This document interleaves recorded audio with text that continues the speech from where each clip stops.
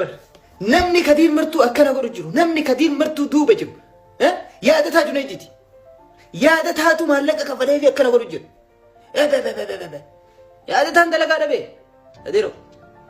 Dalagaa dhabeetti Kadir Martuuti maallaqa kafalee fudhati arsii arrabsii jaani. Sa'aatii matanaa hin qabu. Ani immoo dhagee. An dhimma kanarratti garuu dhimma Harargeetis miti kun dhimma Arsiitis miti.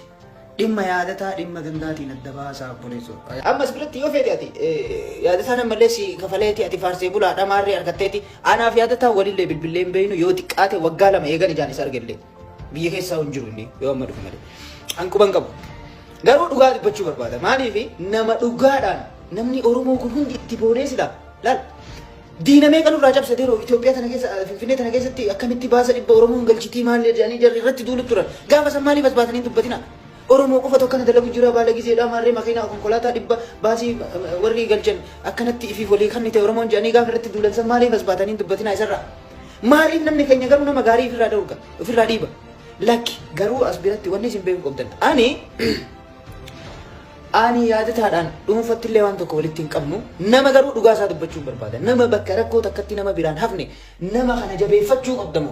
Usteetuma waan hin barbaanne irra gahe. Inni mee isaatii tam qabaatee Kadir Martuutitti maallaa kennee wanni qabu. Oromoo arrabsiisa Oromoo arsiisa. Maal argataa? Oromoo arsii arrabsee waan inni fiddu maal?